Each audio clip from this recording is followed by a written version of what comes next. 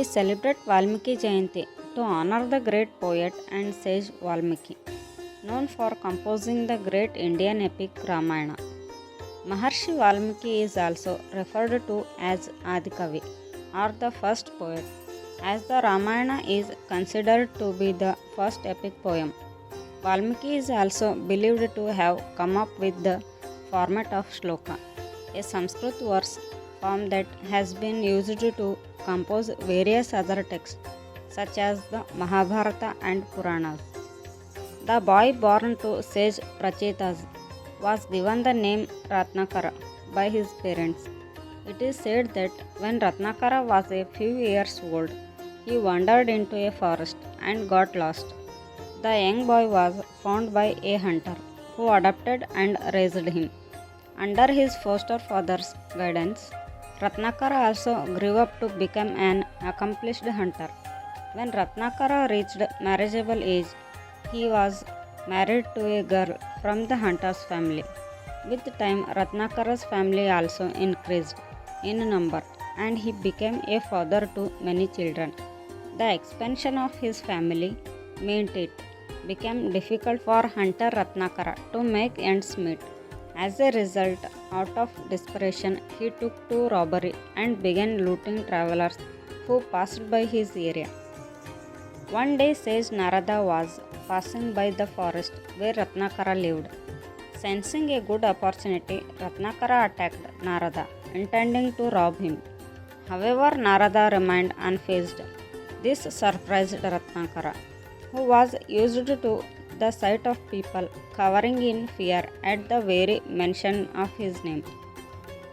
Narada questioned Ratnakara as to why he was committing the sin of robbing others, and Ratnakara replied, "To feed my family."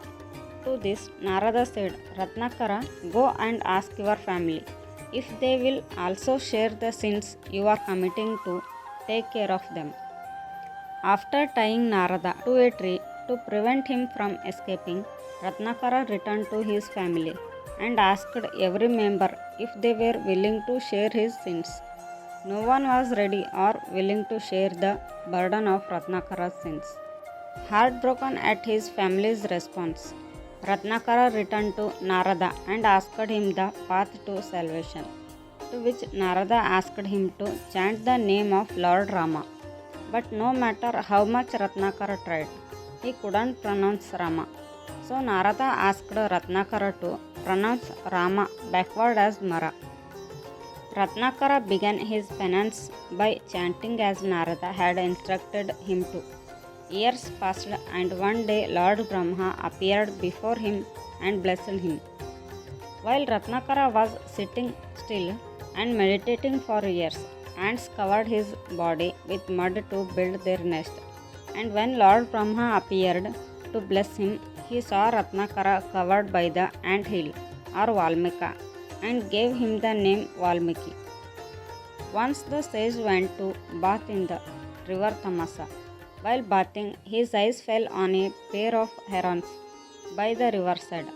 As Valmiki was watching the birds, an arrow from a hunter struck and killed the male. The female bird cried out in sorrow at the sight of its dead companion. Pained and angered by what happened to the birds, Valmiki uttered the first shloka. The first shloka that Maharshi Valmiki recited had nothing to do with the Ramayana. It was in fact a curse for the hunter who had acted in such a cruel manner. However, the shloka was grammatically perfect. After reciting the shloka, when the Maharshi returned to his ashrama, he was visited by Lord Brahma. The Lord blessed Valmiki and gave him the task of writing the Ramayana, and thus Valmiki composed the great epic Ramayana, the life story of Lord Rama. While composing the Ramayana, Rama's wife Sita and their sons Lava and Kusha came to stay in Valmiki's ashrama.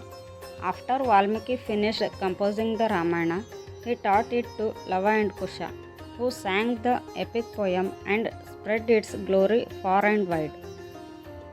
Valmiki focuses exclusively on telling the story of Rama and reveals very few details about his own life. However, he does make two brief appearances in the story. When Rama is traveling to Chitrakoot from Ayodhya, he passes by the sage's ashrama. Valmiki welcomes him with love and requests him to spend some time there with him.